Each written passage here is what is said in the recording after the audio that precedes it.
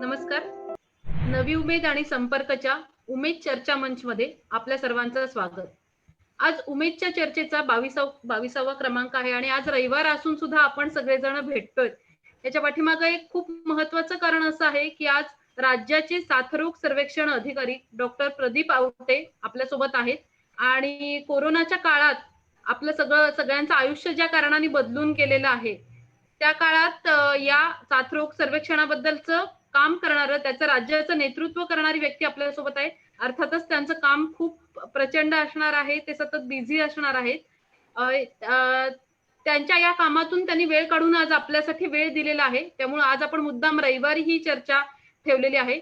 तर जेव्हापासून हा कोरोना आला तेव्हापासून आपल्याला आठवत असेल की आपलं आयुष्य बदलून गेलेलं आहे. तर यासाठी हे काम करणारा जो विभाग असतो त्याची जबाबदारी खूप काय वेगवेगळ्या प्रकारची असते.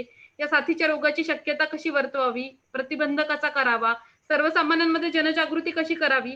आता आपल्याला इथल्या थोड्या गोष्टी माहिती झाल्यात, पण त्याच्या पाठीमागे या पूर्ण विभागाची खूप मोठी मेहनत असणार आहे आणि ते सगळं काय असणार आहे, आपल्या मनात अजूनही याविषयीच्या अनेक शंका असणार आहेत. या सगळ्याविषयी चर्चा करण्यासाठीच आज आपण इथं जमलेलो आहोत. तर डॉक्टर प्रदीप आवटे यांचं या चर्चेत अतिशय मनापासून स्वागत आहे आणि आपल्या सर्व प्रेक्षकांचं आणि वाचकांचं सुद्धा या चर्चेत मनापासून स्वागत आहे. नवी उमेद आणि संपर्काच्यासाठी ही महत्वाची गोष्ट आहे की आपण सर्वसामान्यांच्या दृष्टीने महत्वाच्या असणाऱ्या सगळ्या जनजागृतीच्या गोष्टींमध्ये काम करत असतो. मग ते महिला आणि बालकल्याण असो, महिला आणि बालकांचे अधिकार असोत, आरोग्य असोत, सर्वसामान्यांमधल्या छोट्यातल्या छोट्या घटकापर्यंत रांगेतल्या शेवटच्या माणसापर्यंत उत्तम माहिती मिळावी, प्रत्येकाला चांगली संधी मिळावी हा आमचा प्रयत्न असतो आणि म्हणूनच या रोगाविषयीची शंका आपल्या मनातनं निघून जाणं फार गरजेचं आहे आणि त्याची जनजागृती होणं गरजेचं आहे असं वाटतंय. म्हणूनच आज आपण डॉक्टर आवटेंना इथं बोलवलंय. मी डॉक्टर आवटे यांची थोडक्यात ओळख करून देते. मूळचे सोलापूरचे असलेले डॉक्टर प्रदीप आवटे शिक्षणाने MBBS आणि DCH आहेत. पण डॉक्टर आवटे सर मनातून मात्र कवी आणि साहित्यिक आहेत.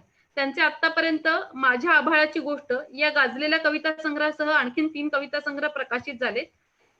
किशोर कथा संग्रह त्यांचे आणखीन 3 प्रकाशित झालेले असून 2.5 अक्षरांची गोष्ट हा ललित लेख संग्रह सुद्धा आपल्यापैकी बऱ्याच जणांना माहिती असेल. डॉक्टर आवटेंना आपण अनेकदा वृत्तपत्रातून साहित्यिक आणि आरोग्यविषयक स्तंभलेखन करतानाही वाचलं असेल. एवढंच नाही तर डॉक्टर आवटे यांनी सुवर्ण पदकासह पत्रकारितेतलं पदवी शिक्षणही पूर्ण केलंय. जागतिक आरोग्य संघटनेच्या पोलिओ निर्मूलन कार्यक्रमात सर्वेक्षण अधिकारी म्हणून उत्तर प्रदेश, गुजरात, मध्य प्रदेश अशा अनेक ठिकाणी त्यांनी काम केलेलं आहे. 1997 साली उत्कृष्ट ग्रामीण आरोग्य सेवेबद्दल त्यांना महाराष्ट्र शासनाचं मानपत्रही मिळाले. तसेच सोलापूरचा रंगावैद्य स्मृती पुरस्कारासह अनेक पुरस्कारही त्यांना मिळालेले आहेत. सध्या ते राज्याचे साथरोग सर्वेक्षण अधिकारी म्हणून पुण्यात कार्यरत आहेत. तर डॉक्टर प्रदीप आवटे यांचं नवी उमेदच्या या उमेद चर्चा मंचमध्ये आमच्या सर्वांतर्फे अतिशय मनापासून हार्दिक स्वागत आहे. आजच्या चर्चेचे संवादक आणि सूत्रसंचालक आहेत डॉक्टर क्रांती रायमाने. डॉक्टर क्रांती सर स्त्रीरोग तज्ञ आहेत आणि आरोग्याविषयीचं सामाजिक भान जोपासत अनेक प्रकारचं सामाजिक कार्यही ते करतात. तर आता दोघांचंही या चर्चेत मनापासून स्वागत करून चर्चेची सूत्र मी डॉक्टर क्रांती सरांकडे सोपवते. डॉक्टर क्रांती सर. नमस्कार. आपण सर्व प्रेक्षकांना आणि डॉक्टर आवटे सर आपले स्वागत. सर्वप्रथम काही तांत्रिक कारणांमुळे आम्हाला 5-7 मिनिटं उशीर झाला, त्याच्यामुळे मी आपण सर्वांची दिलगिरी व्यक्त करतो आणि आजच्या कार्यक्रमामध्ये जास्तीत जास्त आपण डॉक्टर आवटे सरांना आपण बोलतो करूया. आणि आता गेली 3 महिने झाले, 3-3.25 महिने झाले आपण या करोनाशी सगळे लोक सामना आपण करत आहोत. पण याच्यामध्ये आपल्या समोर वेगवेगळी यंत्रणा ना, डॉक्टरांचं, हॉस्पिटल्समध्ये काम करणारे डॉक्टर, महानगरपालिकेचे काम करणारे अधिकारी, पोलीस कर्मचारी, कितीतरी कर्मचारी लोक खरं तर आपण बघतो आणि आपल्या समोर ते येतात. पण एक असा आरोग्य विभागामध्ये एक असा विभाग आहे, तो थोडासा तांत्रिक असा विभाग आहे, पण फारसा लोकांना तो परिचित नसलेला असा विभाग आहे, तो म्हणजे हा साथरोग विभाग. आणि हा साथरोग विभाग कशा पद्धतीने काम करतो, काय साथरोग विभाग आहे, मला वाटतं याच्या ही थोडीशी माहिती आपल्या सगळ्यांना व्हावी. म्हणून मी डॉक्टर आवटे सरांना अशी विनंती करतो, सर हा साथरोग विभाग आपल्या राज्यामध्ये आणि तसं प्रत्येक राज्यामध्ये आहे, म्हणजे हा काय विभाग आहे, याचं कामाचं स्वरूप कसं असतं आणि ह्या करोनाच्या केव्हा आपल्याला कळाला, त्याची तयारी कशी केली, थोडस आपल्या विभागाबद्दल आणि याचं कसं संनियंत्रण आपण करताय त्याची थोडीशी आमच्या प्रेक्षकांना आपण माहिती दिली तर बरं होईल. डॉक्टर क्रांती, खूप खूप धन्यवाद स्नेहल आणि सगळ्याच मंडळींना. या निमित्तानं आपल्या सगळ्यांशी हितगुज साधण्याची मला संधी मिळते आहे. आणि जसं आता स्नेहल म्हणाले की डॉक्टर क्रांती हे गायनेकोलॉजिस्ट आहेत आणि मी पिडियाट्रिशियन आहे, त्याच्यामुळे गायनेकोलॉजिस्ट आणि पिडियाट्रिशियनची जोडी कायमच क्लिनिकली पण जवळ असते. आज या निमित्ताने एका वेगळ्या पार्श्वभूमीवर आपण एकमेकांच्या सोबत आहोत. तर मला सांगायचं हे की ज्या विभागाचं सध्या मी राज्यामध्ये काम पाहतो आहे, त्याचं खरं म्हणजे नाव आहे एकात्मिक रोग सर्वेक्षण कार्यक्रम, किंवा ज्याला आम्ही इंग्रजीमध्ये integrated disease surveillance programme IDSP या शॉर्ट नावानं लघुरूपानं ओळखतो, असा हा कार्यक्रम आहे. 2005-06 पासून हा कार्यक्रम देशभरात सर्व राज्यांच्या मध्ये सुरू आहे. सर थोडा आवाज वाढवता येईल का? थोडं जवळ येता आलं तर जोरात बोलता आलं तर आपल्याला. अगदी अगदी मी अजून मोठ्यानं बोलतो की हा जो विभाग आहे, हा विभाग 2005-06 पासून काम करतो आहे देशभरामध्ये. आणि हा विभाग कसा सुरू झाला याचा इतिहास सुद्धा तेवढाच मनोरंजक आहे. म्हणजे मनोरंजक याच्या अर्थानं की त्याची जी कारणं आहेत ती सगळी कारणं आज आपल्याला करोनाची साथ पाहताना पण आपल्या डोळ्यासमोर येतील, अशी ती कारणं आहेत. माझा आवाज आता येतोय सगळ्यांना व्यवस्थित? येतोय. 1993 साली 93-94 ला आठवत असेल आपल्याला की सप्टेंबर महिन्यामध्ये सुरत शहरामध्ये गुजरात मधल्या प्लेगची साथ आली मोठी, आणि जवळपास त्या प्लेगच्या साथीमध्ये 700 लोकांना लागण झाली आणि जवळपास 56 मृत्यू झाले. ही गोष्ट सप्टेंबर 94 ची आहे. आणि अवघ्या 2 ते 3 आठवड्यामध्ये निम्म सुरत शहर मोकळं झालं. आणि आपल्याला कल्पना आहे की सुरतचं जे एकूण आपल्या इकॉनॉमी मधलं स्थान आहे, की जगभरातली जी हिऱ्याची उलाढाल आहे, हिऱ्याला पैलू पाडण्याचं जे काम आहे, ते 90% काम सुरत शहरामध्ये चालतं. आणि असं अजूनही मला वाटतं आवाज कमी येतोय का? थोडं तोंडाजवळ धरलं तर बरं होईल सर ते. ओके, ठीक आहे. तर हे 90% काम, आता आवाजामध्ये काय सुधारणा आहे? येतोय. तर हे 90% काम जे आहे ते सुरतमध्ये चालतं. असं सुरत शहर हे सप्टेंबर महिन्यामध्ये असं ओस पडल्यानंतर जे नुकसान झालं त्यावेळी भारतीय इकॉनॉमीचं, ते असं सांगतात की जवळपास 600 दशलक्ष अमेरिकन डॉलर्स, म्हणजे 6 वर किती शून्य हे माझ्या पण कल्पनेच्या पलीकडचं आहे. तर एवढं मोठं नुकसान हे सुरतच्या प्लेगमुळे झालं. आणि त्यावेळी सर्वप्रथम आपले जे नियोजनकर्ते आहेत त्यांना हे जाणवलं की एकूणच केवळ जीवितहानी नव्हे तर इकॉनॉमी आणि सामाजिक बाकीच्या अनेक अंगांना सुद्धा जर आपल्याला काही करावायचं असेल तर देशामधली साथरोग सर्वेक्षण यंत्रणा ही अत्यंत बळकट असणं गरजेचं आहे. आणि त्यातून मग 2002च्या नॅशनल हेल्थ पॉलिसीमध्ये या IDSP कार्यक्रमाचा नोंद केली पॉलिसी मेकर्सनी, आणि 2005 पासून टप्प्याटप्प्यानं हा कार्यक्रम सुरू झाला. तर असं एकूण या कार्यक्रमाचा इतिहास आहे की हा कार्यक्रम कसा सुरू झाला. आता जर आपण बघितलं तर या कार्यक्रमामध्ये राज्य पातळीवर जसं मी राज्य सुरक्षा अधिकारी म्हणून काम करतो आहे, माझ्यासोबत काही इपिडेमॉलॉजिस्ट आहेत, एंटामॉलॉजिस्ट आहेत, मायक्रोबायोलॉजिस्ट आहेत, data manager, data entry operator आहेत. तर अशी वेगवेगळी तज्ज्ञ मंडळी जी आहेत ती राज्य पातळीवर पण काम करतायत. आणि याच पद्धतीनं प्रत्येक जिल्ह्याला एक जिल्हा सर्वेक्षण पथक आहे. त्या ठिकाणी जिल्हा सर्वेक्षण अधिकारी, त्याच्याबरोबरच जिल्हा साथरोग तज्ज्ञ, जिल्हा डेटा मॅनेजर, जिल्ह्याचा डेटा एंट्री ऑपरेटर, अशी साधारणपणे 4 ते 5 माणसं प्रत्येक जिल्ह्यामध्ये पण हे काम करतात. तर या पद्धतीनं आपण जर पाहिलं तर साधारणपणे 150 ते 250 लोकांचं हे राज्यभरातलं एक जाळं आहे की जे मूळ इथली जी आपली आरोग्य व्यवस्था आहे त्याच्यासोबत काम करून मुख्यत्वे साथरोग सर्वेक्षणाचं काम करते आहे. तर हा थोडक्यामध्ये आपण म्हणूयात की IDSP किंवा एकात्मिक रोग सर्वेक्षण कार्यक्रमाचा एक गाभाभूत काय आहे हे तुम्हाला मी सांगितलं. आता आपण जर करोनाबद्दल बोललो तर करोनाची जी सुरुवात आहे, आपल्याला कल्पना आहे की डिसेंबरामध्ये चीनच्या वुहान शहरामध्ये या सगळ्या घडामोडी सुरू होत्या. आणि आमच्याकडे एक खूप म्हणजे चांगली गोष्ट अशी आहे की IDSP कार्यक्रमाचं मुख्यालय हे पुण्यामध्ये आहे आणि पुण्यामध्येच NIV किंवा ज्याला आपण मराठीमध्ये राष्ट्रीय विषाणू विज्ञान संस्था म्हणतो, तर ते NIVचं हेडक्वार्टर पण पुण्यामध्ये आहे. ही एकूणच व्हायरॉलॉजी मधली अत्यंत जगप्रसिद्ध अशी आंतरराष्ट्रीय प्रयोगशाळा आहे. तर मला मला अजूनही आठवतं की 14 जानेवारीला मला NIVच्या डायरेक्टर जे आहेत डॉक्टर प्रिया अब्राहम, त्यांचा मला फोन आला की doctor Awate, I want to conduct a meeting regarding this new virus that is coming over there in China. आणि 15 तारखेला आम्ही भेटलो आणि त्याच्यानंतर लगेचच तिथे जी मीटिंगमध्ये चर्चा झाली त्याच्यानुसार 17 जानेवारी पासून आपण पाहिलं तर मुंबई, दिल्ली आणि बाकीच्या विमानतळावरूनच आंतरराष्ट्रीय प्रवाशांचं स्क्रीनिंग जे आहे ते 2 दिवसामध्ये सुरू झालं. तर साधारणपणे हे अगदी सुरुवातीचा काळ होता की ज्या काळामध्ये करोनाची अजून कुठेही लागण नव्हती भारतामध्ये. त्याच काळामध्ये आपण आंतरराष्ट्रीय प्रवासी तपासायला सुरुवात केली होती. तर साधारणपणे मला असं वाटतं की हे एक प्राथमिक त्याची जी ओळख आहे ती मी तुम्हाला करून दिलेली आहे. याच्यानंतर डॉक्टर क्रांती सर, तुम्हाला जे काही प्रश्न असतील त्यानुसार प्रश्न उत्तर असं आपण बोलत गेलो तर मला वाटतं नेमकेपणाने आपल्याला बोलता येईल आणि वेळेचा पण सदुपयोग करता येईल. नाही, ही चांगली सांगितलीच आहे पार्श्वभूमी, पण एक सगळ्या आपल्या लोकांसाठी महत्वाचं की जानेवारीमध्ये खरं तर तुमची मीटिंग झाली आणि तेव्हापासून सगळी ही तुम्ही तयारी करताय.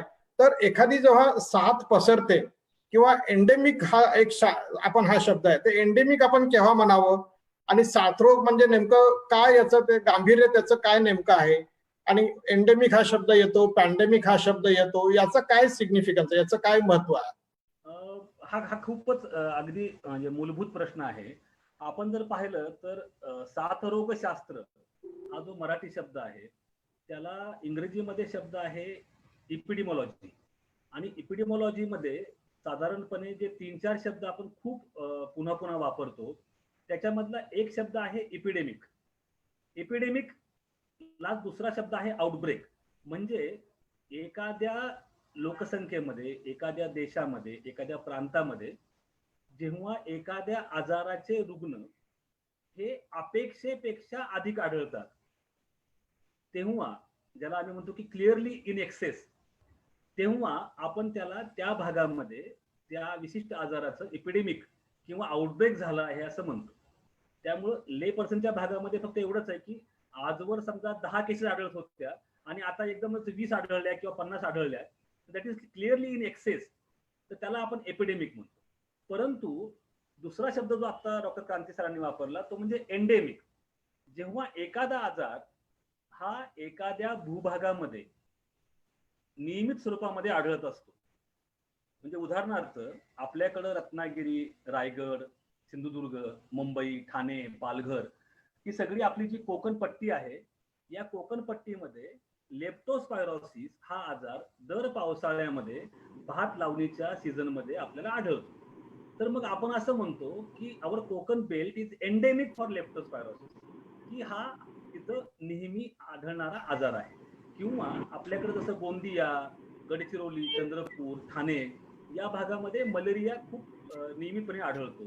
तर these areas are endemic for malaria किंवा मलेरिया एंडेमिक एरिया असं आपण त्याला म्हणतो. तर हा झाला एंडेमिकचा. आता एपिडेमिक, एंडेमिक, त्याच्यानंतर दुसरा एक शब्द आपण वापरतो तो आहे स्पोरॅडिक. हॅलो, बोला. नाही सर, आपण बोला. हा, आपण बोला सर. तर दुसरा जो शब्द आहे तो आहे स्पोरॅडिक.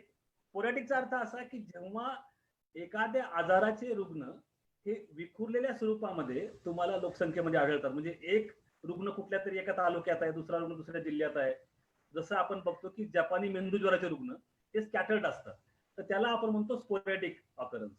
आणि आत्ताचा जो चाललाय प्रश्न की तो आहे पॅन्डेमिक. म्हणजे आपण म्हणतो की करोनाचं हे पॅन्डेमिक आहे.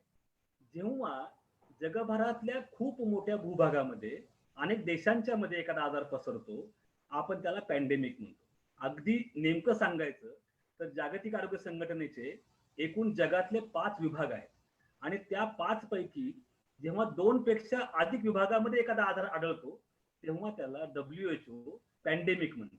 पॅन म्हणजे सर्वत्र, आपल्याला कल्पना आहे. त्याच्यामुळं साधारणपणे हे एपिडेमिक, एंडेमिक, स्पोरॅडिक, पॅन्डेमिक हे शब्द आपण या शास्त्रामध्ये पुन्हा पुन्हा वापरतो.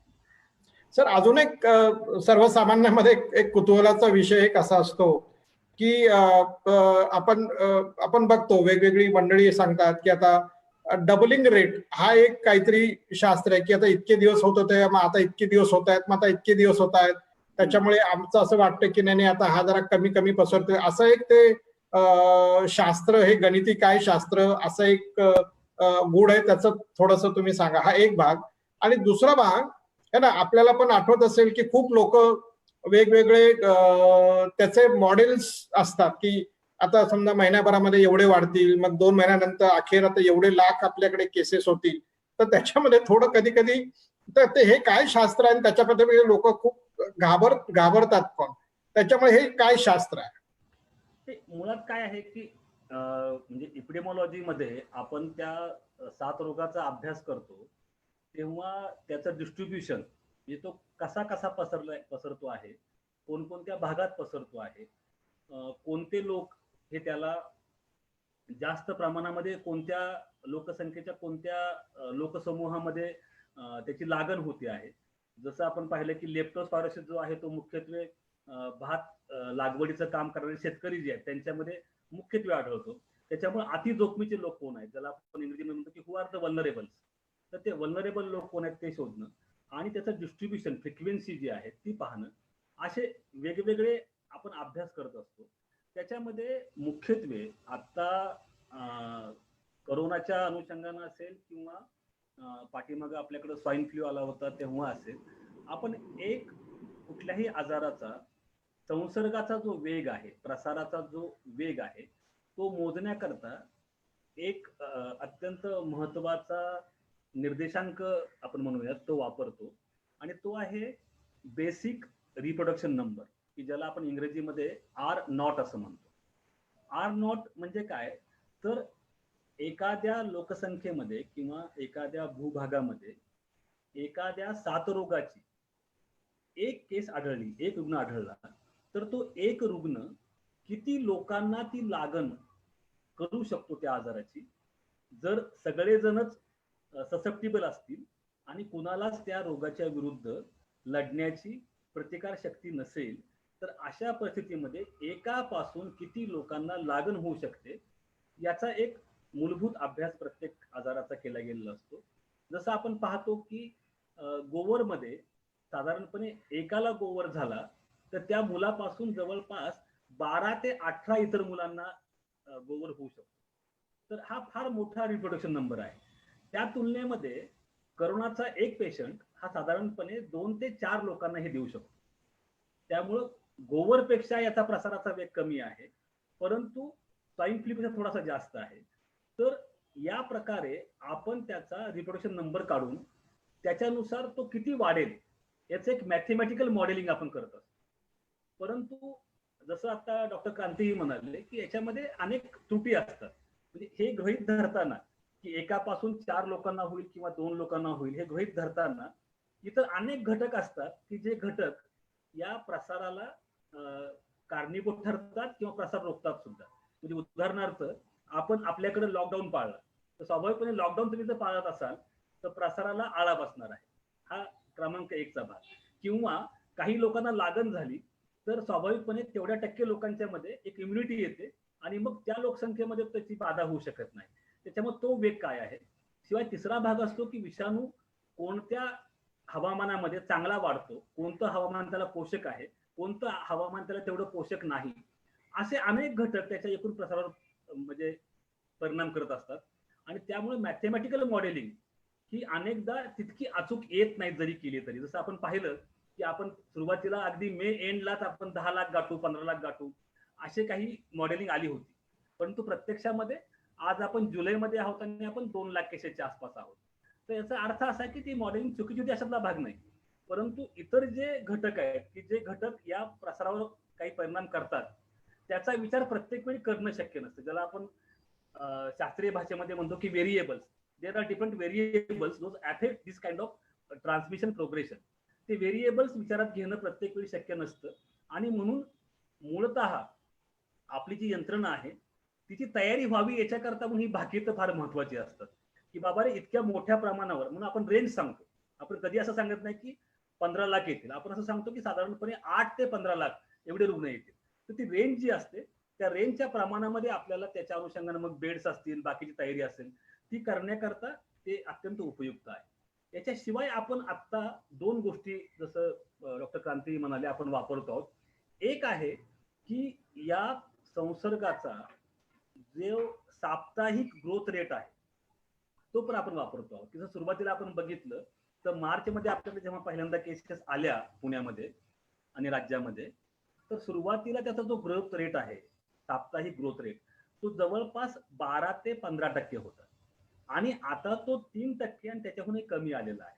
त्याच्यामुळे प्रत्यक्षामध्ये जेव्हा आपण निव्वळ आकडे बघतो तेव्हा आपल्याला असं कळतं की अरे आज तर 6,000 केसेस आल्या, पूर्वी त्या 2,000 यायच्या, त्याच्यामुळे संख्या वाढलेली आहे. परंतु ज्याला आपण म्हणतो की ग्रोथ रेट तो मात्र कमी झालेला आहे. याचं कारण असं की ज्याला आपण म्हणतो की कुठलंही गणित करताना जो छेदाचा भाग असतो, ज्याला आपण म्हणतो डिनॉमिनेटर, तो महत्वाचा असतो. त्याच्यामुळं जेव्हा 1.5 लाखामध्ये 6,000 केसेस येतात आणि 100मध्ये 20 केसेस येतात, तर त्याचा आपोआपच ग्रोथ रेट वेगवेगळा असतो. त्यामुळे तो ग्रोथ रेटही आपण काढतो आणि त्याच्यानुसार किती पुढच्या महिनाभरामध्ये केसेस अजून येऊ शकतील याच वेगानं हेही आपल्याला काढता येतं. आणि त्याचबरोबर समजा आज 100 केसेस आहेत, तर 100च्या 200 व्हायला किती वेळ लागतो आहे, त्याला आपण म्हणतो डबलिंग रेट. तर तो डबलिंग रेटही आपण काढतो आहोत की जेणेकरून आपल्याला आजची जी संख्या आहे, समजा आज 2 लाख केसेस आहेत, त्याच्या 4 लाख व्हायला किती काळ लागेल हे आपल्याला कळू शकतं.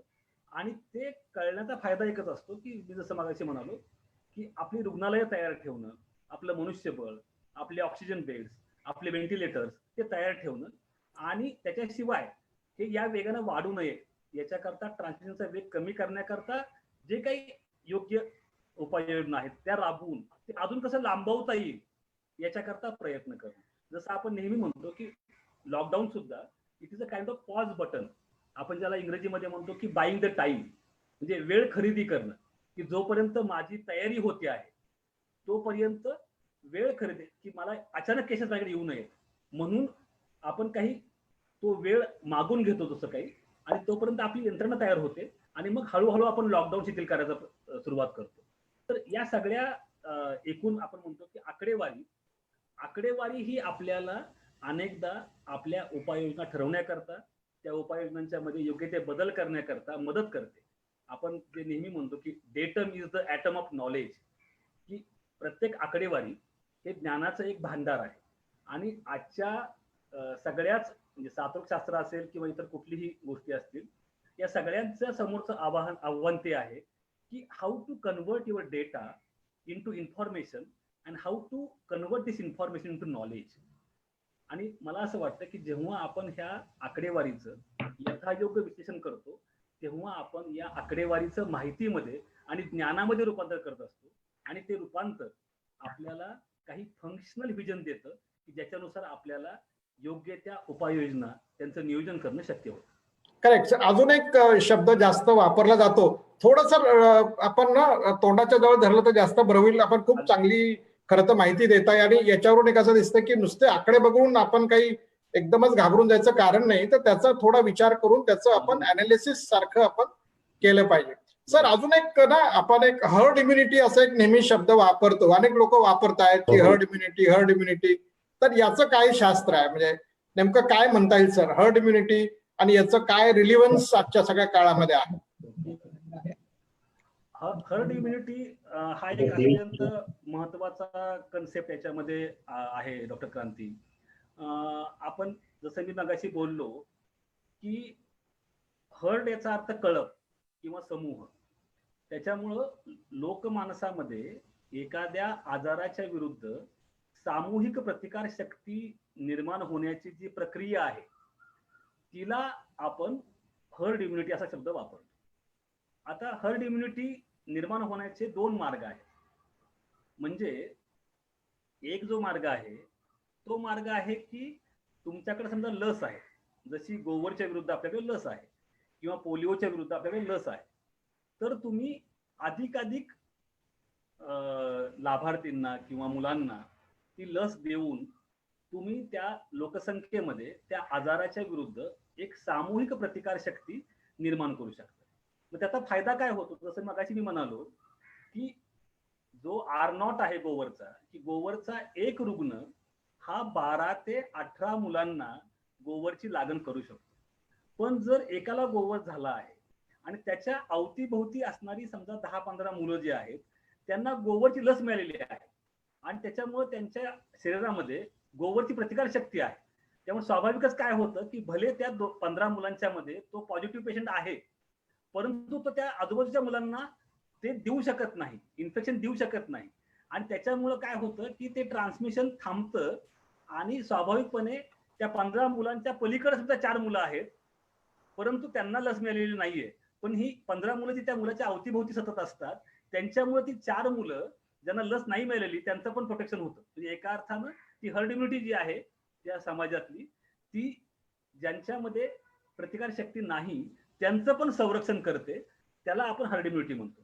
तर स्वाभाविकपणे किती टक्के लोकसंख्येला इम्युनिटी आल्यानंतर हर्ड इम्युनिटी येते हा प्रश्न, तर त्याचं उत्तर जे आहे ते प्रत्येक रोगाकरता वेगळं आहे. म्हणजे गोवरचं प्रमाण प्रसाराचं अधिक असल्यामुळं जवळपास 92 ते 95% लोकांना किंवा मुलांना जेव्हा तुम्ही गोवरची लस द्याल आणि प्रतिकार येईल तेव्हा गोवर विरुद्ध हर्ड इम्युनिटी येईल. परंतु तेच पोलिओमध्ये तुम्ही अगदी 80% जरी मुलांपर्यंत पोलिओचा डोस पोहोचवला तरी उरलेल्या 20% मुलांना हर्ड इम्युनिटीमुळे प्रोटेक्शन मिळेल.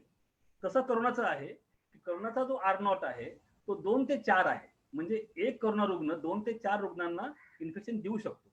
तर असं साधारणपणे आहे की जर आपल्या देशातील, आपल्या राज्यातील 50 ते 60% रुग्णांना कोरोनाच्या विरुद्ध प्रतिकार शक्ती निर्माण झाली तर स्वाभाविकपणे इतरांना त्या हर्ड इम्युनिटीचा फायदा होऊन त्याच्यामुळं त्यांना इन्फेक्शनचे चान्सेस जे आहेत किंवा जी शक्यता आहे ती कमीत कमी राहील.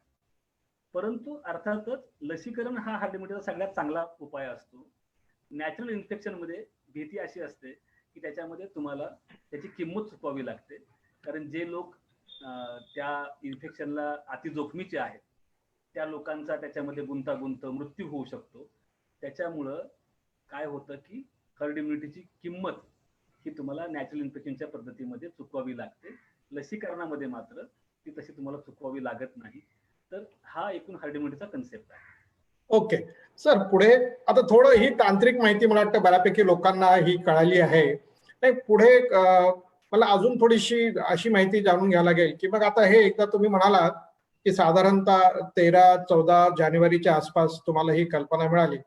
मग तुमच्या विभागाने सर हे याचा सामना करण्यासाठी काय आपल्या जे शासनाने म्हणजे तुम्ही सगळ्या लोकांनी काय सगळी तयारी केली, कशी तयारी केली, तुमच्या पुढे अडचणी काय होत्या, तुमच्या अपेक्षेप्रमाणे ह्या सगळ्या गोष्टी घडतायत का? तुम्ही आता आकडेवारीवरून असं दिसतंय आणि म्हणजे असं म्हणायला काही कारण आहे का की आपण खूप प्रभावीपणे याची उपाययोजना केल्यामुळे कदाचित हा डबलिंग रेट कमी झालाय आणि त्याच्यामुळे साथ आपण आटोक्यात आली आहे? काय म्हणूया आपण त्याला आपल्या तुम्ही सगळ्या ओव्हरऑल तुमच्या सिच्युएशन नुसार? डॉक्टर क्रांती, आपण एकूण कोरोनाच्या प्रतिबंध आणि नियंत्रणासाठी ज्या उपाययोजना केल्या त्याचं आपल्याला 2 फेजमध्ये विभाजन करावं लागेल. पहिली फेज ती की जेव्हा आपल्या राज्यामध्ये एकही रुग्ण नव्हता त्याच्या आधी आपण काय करत होतो आणि 9 मार्चला जेव्हा पहिले काही रुग्ण पुण्यामध्ये आढळले त्याच्यानंतर जे आपण सुरू केलं ती दुसरी फेज आहे. तर पहिल्या फेजमध्ये मी जसं म्हणालो आपल्याला की पहिलं आपलं जे काम होतं की आपल्याला माहित होतं की इन्फेक्शन सध्या चीनमध्ये आहे किंवा जपानमध्ये आहे, व्हिएतनाममध्ये आहे. त्याच्यामुळं करोना बाधित देश कोणते आहेत हे आपल्याला रोजच्या रोज कळत होतं. त्या देशातून येणारे जे नागरिक आहेत किंवा प्रवासी आहेत त्यांचं पॉइंट ऑफ एंट्रीला स्क्रीनिंग करणं हा आपला पहिला भाग होता आणि ते आपण सुरू केलं. म्हणजे मग आपली विमानतळं असतील, आपली बंदरं असतील, तिथं हे काम आपण सुरू केलं. त्यातून ज्यांना संसर्गाची शक्यता आहे, थर्मल स्कॅनिंगने ज्यांना ताप आहे किंवा लक्षणं आहेत त्या लोकांना वेगळं करणं, त्यांना आयसोलेट करणं, त्यांची तपासणी करणं हे काम सुरुवातीला होतं. त्याच्याशिवाय याच्यामध्ये आपण नेहमी म्हणतो की कोणत्याही डिसीज सर्व्हिलन्स ऍक्टिव्हिटीमध्ये 3 आर अत्यंत महत्वाचे असतात. पहिला आर असतो तो असतो रिपोर्टिंगचा, की तुम्हाला जे काही घडत डॉक्टर आवटे यांचा संपर्क मला वाटतं तुटलेला आपण दिसतोय. पण डॉक्टर आवटे आपल्याला खूप चांगली माहिती देत आहेत आणि त्याच्यावरून काय काय तयारी शासनाने केली असं ते सांगतात. आणि आता ते असं सांगत होते की 2 त्यांनी टप्पे केले. एक टप्पा करोनाचा पहिला रुग्ण आढळण्याच्या अगोदर काय तयारी केली आणि नंतर काय तयारी केली असं असं ते येत आहेत. डॉक्टर आवटे सर नाही, मला वाटतं अजून ते काही जोडले गेलेले नाही आहेत. आणि थोडीशी तांत्रिक माहिती पण त्यांनी आपली दिली. आता हे फेसबुकवरून जे प्रश्न येत आहेत ते पण प्रश्न मी घेऊन त्यांना मी विचारेन. पण एकंदरीतपणे मला असं दिसतंय की मला वाटतं पुन्हा ते लॉग इन करतायत. आणि एक मिनिट मी त्यांना फोन लावतो आणि करतील ते पुन्हा लॉग इन होतील. पण त्याच्यामध्ये त्यांनी इन्फेक्शन किंवा याचा प्रसार कसा होतो त्याचं त्यांनी आपल्याला थोडक्यात माहिती दिलेली आहे. आणि त्याच्यामधले जी तांत्रिक गोष्टी, विशेषतः त्यांनी जो डबलिंग रेट सांगितलेला आहे त्या डबलिंग रेटची माहिती त्यांनी ते दिलेली आहे. आता एक राजकुमार मोरेंचा एक प्रश्न आहे, म्हणजे मला जी काय माहिती आहे ती माहिती मी आपल्यापर्यंत पोहोचवतो. त्यांनी असं विचारलंय की रोग प्रतिकारक शक्ती कोणत्या आहाराने किंवा औषधाने वाढवता येते का, की तुमची जीन्स वरती अवलंबून असते का? आणि माझ्या मते आहाराने स्वस्थ रोगी राहू शकतो, पण रोग प्रतिकारक शक्ती काही केलं तरी वाढवता येत नाही. धन्यवाद. तर आतापर्यंत जी काही माहिती उपलब्ध आहे रोग प्रतिकारक शक्तीच्या बाबतीमध्ये, म्हणजे आपल्याला नेहमीप्रमाणे जी काही आवश्यक असतात आपल्या जेवणामध्ये है ना, प्रथिनं, कार्बोदक, प्रोटीन्स, फॅट्स आणि कार्बोहायड्रेट्स आपण जे म्हणतो ते पुरेशा प्रमाणामध्ये घेतलं जाणं खूप महत्वाचं आहे. असं आपण नेहमी जे सांगतो तेच याही दरम्यान घेणं महत्वाचं आहे. दुसरी एक गोष्ट रोगप्रतिकारक शक्तीच्या बाबतीमध्ये सध्या सगळीकडे सांगितली जाते ते म्हणजे तुमची पुरेशी झोप झाली पाहिजे. म्हणजे आपण म्हणतो 6 ते 8 तास तरी किमान तुमची झोप झाली पाहिजे. तर ती झोप आपल्याला व्हायला पाहिजे. स्ट्रेस नसता कामा नये. ताणतणाव विरहित तुम्हाला कसं राहता येईल हे पण त्याच्यामध्ये केलं पाहिजे. आणि माझ्या माहितीप्रमाणे डीएनए वरती ते काही अवलंबून नाही, पण ज्यांना इतर काही आजार आहेत किंवा म्हणजे कर्करोगासारखे आजार आहेत किंवा काही औषधं समजा ते घेत असतील, कॅन्सर मधली जी काही औषधं असतात ज्याच्यामुळे तुमची प्रतिकार शक्ती कमी होते, तर ह्या सगळ्या लोकांना तो चटकन होऊ शकतो आजार असं दिसतंय. एकच मिनिट, मी त्यांना पुन्हा एकदा फोन लावतो. ओके, येत आहेत डॉक्टर आवटे असे येत आहेत असं सांगतायत, ते कनेक्ट होत आहे. तर ही काही माहिती त्यांनी त्याच्याबद्दलची दिली. आणि आकडेवारीचा आपण एक मुद्दा आपण जे बघत होतो त्याच्यावरून ते असं म्हणत होते की त्याच्यातून घाबरून जायचं काही कारण नाही, पण अपेक्षापेक्षा जेवढे त्या वेगवेगळ्या मॉडेल्स वापरून ते सांगत होते त्यावरून तेवढी काही वाढ आपल्याकडे ते दिसतंय असं ते काय म्हणत नाहीये. आपण पुढचे पण तुमचे काही प्रश्न असतील तर जरूर ह्या चॅट बॉक्स मध्ये तुम्ही मला वाटतं टाईप करा. त्यांच्याकडे कदाचित इंटरनेटचा इश्यू येतोय असं असं असं दिसतंय सध्या तरी. आणि इतरही काही काही आपण अजून महत्वाचे, मला वाटतं त्यांना थोडासा वेळ असेल त्याच्यामुळे अजूनही आपण काही काही महत्वाचे प्रश्न जे आहेत ते घेऊया. एक माझ्या मनामधला जो प्रश्न आहे की तो एकापासून दुसऱ्याला तो पसरतो कसा, म्हणजे आतापर्यंत आपल्याकडे जी माहिती होती त्याच्यावरून ते ड्रॉपलेट इन्फेक्शन असा जो एक शब्द वापरला जातो, म्हणजे त्याचं नेमकं काय अर्थ ते एक आपण त्यांना विचारू. आणि एअरबॉर्न किंवा हवेतून तो एकापासून दुसऱ्याला तो म्हणजे पसरतो का, ते पण त्यांना आपल्याला विचारता येईल. आणि ते आले की आणि मग वेगवेगळी जी उपाययोजना सध्या करतायत, म्हणजे 2-3 गोष्टी जे आता शासनाने सांगितल्यात. एक म्हणजे की मास्क आपण वापरायला पाहिजे, त्याचा नेमका काय उपयोग आहे. त्याच्यानंतर त्यांनी सांगितलंय की आपण सर आवटे सर, स्वागत पुन्हा एकदा.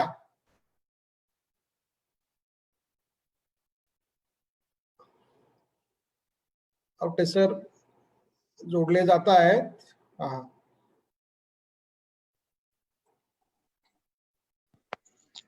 हॅलो.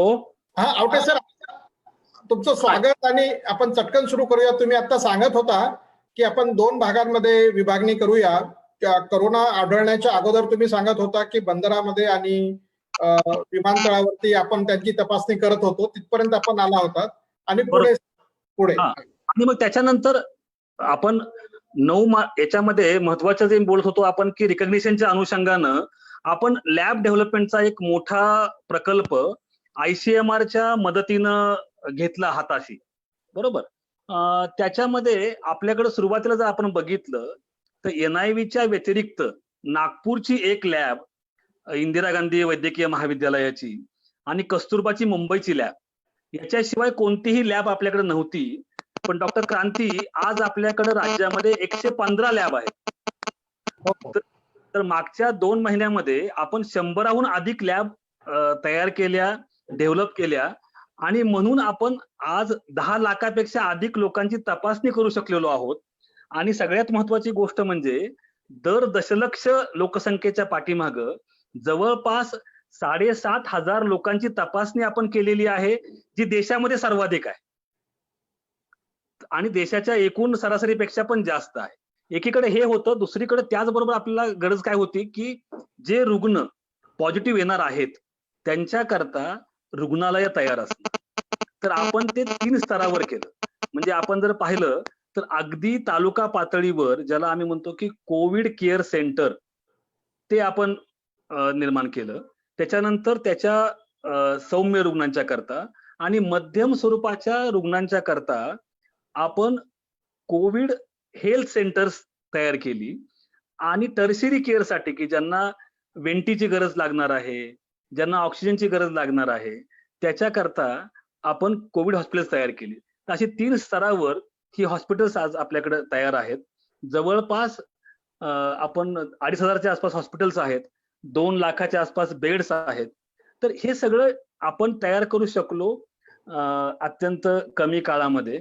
याचं कारण की आपल्याकडं लॉकडाऊन आणि बाकीच्या ज्या सगळ्या गोष्टी आहेत त्याचाही आपल्याला फायदा झाला आणि त्याच्यामुळं सुरुवातीला जो एकदम रुग्णांचा लोंढा आपल्याला आला असता तो आपल्याला टाळता आला. हा त्यातला अत्यंत महत्वाचा भाग आहे. दुसरी यातली जी बोला सर, बोला. याच्यातला दुसरा जो महत्वाचा भाग आहे तो म्हणजे कंटेनमेंट स्ट्रॅटेजी. म्हणजे प्रत्येक रुग्ण जो पॉझिटिव्ह येतो आहे तो साधारणपणे त्याच्या नेहमीच्या जगण्याकरता ज्या अंतरामध्ये फिरतो, म्हणजे किराणा किंवा तुमचं न्हाव्याचं दुकान असेल किंवा बाकीचं भाजी मार्केट, तर तेवढ्या भागामध्ये आपण कंटेनमेंट झोन तयार करून त्या भागातल्या सगळ्या लोकांचं सर्वेक्षण करणं, त्याच्यामध्ये जे फ्लू सारखी लक्षण असणारे लोक आहेत त्यांना वेगळं करणं, त्यांची टेस्ट करणं, शिवाय प्रत्येक पॉझिटिव्ह रुग्णांच्या जे काही निकट सहवासित लोक आहेत त्या निकट सहवासितांना वेगळं करून त्यांची टेस्ट करणं. या पद्धतीनं आपण जो एक रुग्ण आपल्यासमोर आला आहे त्याच्यापासून ट्रान्समिशन इतरांना होऊ नये याच्याकरता अधिकाधिक प्रयत्न केला. त्यामुळे हे कंटेनमेंट हा त्यातला एक अत्यंत महत्वाचा भाग मला वाटतं की आहे. त्यामुळं एकीकडं मी जसं म्हणालो की ट्रेस, टेस्ट अँड ट्रीट हे जे 3 गोष्टी आहेत तर त्या 3 T आणि त्याच्यासोबतच लोकांचं एज्युकेशन आणि कम्युनिटी पार्टिसिपेशन या 5 मंत्राचा वापर करून आपण आतापर्यंत या कोरोनाचा मुकाबला करतो आहोत. शासनाची जी धोरणं जी ठरतात किंवा शासन जे सगळे नियम करतात त्याच्यामध्ये तुमच्या विभागाचं काय भूमिका असते आणि तुम्ही त्याला इनपुट्स वगैरे देता का हे सगळे धोरण ठरत असताना? अगदी, म्हणजे याचं जे टास्क फोर्स आहे शासनाचं त्याच्यामध्ये आरोग्य विभागाचे सचिव असतील किंवा संचालक असतील, ही सगळी मंडळी त्याचा एक अत्यंत महत्वाचा भाग आहे. आणि याच्या अनुषंगानं मुख्यमंत्र्यांच्या सोबतही, आरोग्यमंत्र्यांच्या सोबतही आमच्या नियमित बैठका होत आहेत. व्हिडिओ कॉन्फरन्सद्वारे जे आमचे इनपुट्स आहेत ते आम्ही त्यांना त्यावेळी देतो आहोत. आणि निश्चितपणे हे निर्णय घेताना एकूण आरोग्य विभागाचं काय मत आहे हे विचारात घेतलं जातं. अच्छा, तर म्हणजे एकंदरीतपणे तुम्हाला असं वाटतं का, म्हणजे आता सध्या आपली परिस्थिती, आता हे प्रश्न मी विचारणं बरोबर होणार नाही, पण सध्या हे समाधानकारक परिस्थिती आहे, आपण ठरल्याप्रमाणे सगळं आपल्या नियंत्रणामध्ये आहे, असं काय म्हणजे काय मत असेल आपलं? नाही, मी सांगू डॉक्टर क्रांती की करोनाचं पॅन्डेमिक ही एक अत्यंत अभूतपूर्व अशी गोष्ट आहे. म्हणजे तुमच्या माझ्या पिढीतल्या किंवा अगदी आपल्या आधीच्या पिढीतल्या सुद्धा लोकांनी या पद्धतीचं मोठं पॅन्डेमिक पाहिलेलं नाहीये. त्याच्यामुळं आणि आपण पहिल्यांदा हे अनुभवतो आहोत की आरोग्यातली एक घटना तिनं अख्खं जग म्हणजे तिचं समाजकारण, राजकारण, संस्कृती सगळं ढवळून निघालेलं आहे. त्याच्यामुळं याच्याबद्दल आपण जे काही उपाययोजना करू, त्या उपाययोजना या परिपूर्ण आहेत आणि जे काही आता रिझल्ट मिळतायत, त्यानं आपण समाधानी आहोत, हे मला असं वाटतं असं म्हणणं कुणालाही शक्य नाही. त्याच्यामुळं अर्थातच आमच्या लक्षात येतंय की अजूनही आपल्याला खूप काही करण्याची गरज आहे. आम्ही त्या अगदी जिल्हानिहाय फोरकास्टिंग करतो आहोत, की पुढच्या 15 दिवसामध्ये कोणत्या जिल्ह्यांना बेड्स कमी पडतील, कोणत्या जिल्ह्यांना ऑक्सिजन सिलेंडर्स कमी पडतील, कोणत्या जिल्ह्यामध्ये व्हेंटिलेटरची अजून जास्त गरज लागेल आणि त्याच्यानुसार नियोजन करतो आहोत. त्याच्यामुळं आजच्या घडीला आपल्याला हा जो उद्रेक आहे, त्याची जी दिशा आहे, ती कोणत्या दिशेनं जाईल आणि तो कधी डिसेंडिंग लिंबमध्ये येईल, याच्याबद्दलची काय म्हणू आपण त्याला ठासूक अशी कल्पना नसल्यामुळं आपण समाधानी आहोत असं म्हणू शकणार नाही. एक गोष्ट खरी की सर्वतोपरी प्रयत्न यंत्रणा करते आहे आणि याच्यामध्ये महत्वाची गोष्ट रुग्ण किती जरी आढळले तरी त्याची भीती नाही, पण याच्यामधला मृत्यू दर कसा कमी करता येईल याच्या आम्ही हवे ते प्रयत्न करतो आहोत असं मला वाटतं. ओके सर, आता एक एक प्रश्न मी घेतो कारण खूप प्रश्न येत आहेत. तर एकाचा एक प्रश्न असा आहे, आपण आता सर लसी बाबतीमध्ये आपण आता जी आपण उल्लेख केला, तर किती आशावादी आहात आणि त्या लसीबद्दल आपण काही सांगाल का? म्हणजे खरं तर ही लस 2-3 दिवस झाले वर्तमानपत्रातून याची एक बातमी येते, दृष्टिक्षेपात आहे का लस? काय वाटतं आपल्याला? खरं म्हणजे कोणत्याही नव्या आजाराबद्दलची लस निर्माण होण्याची आणि तिच्या अनुषंगाने जे रिसर्च आहे त्याच्या जे काही 4-5 फेजेस आहेत, डॉक्टर क्रांती आपणही जाणता की ती प्रक्रिया चांगली प्रदीर्घ अशी आहे आणि जवळपास 12 महिने ते 18 महिन्याचा किमान काळ याला लागू शकतो. परंतु अनेकदा काय होतं की जेव्हा अशी एक प्रकारची आपण ज्याला म्हणतो की पब्लिक हेल्थ इमर्जन्सी आपल्या तोंडावर आहे, तेव्हा काही नियमांना फाटा देऊन थोडीफार लवकर ती लस येऊ शकते बाजारामध्ये. यात मला असं वाटतं की ती येऊ शकेलही. परंतु पुन्हा त्याच्यामध्ये महत्वाची गोष्ट अशी आहे की जी लस येईल ती किती गुणकारी असेल याच्याबद्दल आपल्याला आजच काही निश्चितपणे सांगता येणार नाही. वेळ लागेल. हो, अगदी वेळ लागेल आणि तिच्या गुणकारी म्हणजे तिचं परिणामकारकता सुद्धा आज आपल्याला सांगता येणार नाही. सर अजून एक मी प्रश्न वाचतो, जर संक्रमित व्यक्तीशी कोणत्याही प्रकारे संपर्क आला नाही तरी सुद्धा करोनाचा संसर्ग होतो का? तसेच संक्रमित शेजारून गेला तर संसर्ग होतो का? आणि याच अनुषंगाने सर आपण सगळ्यांना जे सांगतोय की ड्रॉपलेट इन्फेक्शन ड्रॉपलेट्सनी एकापासून दुसऱ्याला होतो, तर हा ड्रॉपलेट हा थोडा इंग्रजी शब्द असल्यामुळे त्याला मराठीत नेमका काही शब्द आहे आणि तो कसा आपण लोकांना सांगावा हा एक भाग आहे. आणि आता अलीकडे सर काही शास्त्रज्ञांचं पण असं मत आहे की ड्रॉपलेट्स ठीक आहे, पण हवेतून एअरबॉर्न सुद्धा पण हा संसर्ग होतोय. तर ह्या अनुषंगाने सर सध्या काय माहिती आहे आणि आपण काय म्हणूया याच्याबद्दल? याच्यामध्ये मला असं वाटतं की हा एक खूप महत्वाचा प्रश्न आहे की जो कोणी बाधित आहे त्याच्या संपर्कात आल्याशिवाय आपल्याला हा आजार होऊ शकतो का? आता याच्यामध्ये बघा, याच्यामध्ये एक फार महत्वाचं आहे, संपर्कात येणं याची नेमकी व्याख्या काय करायची.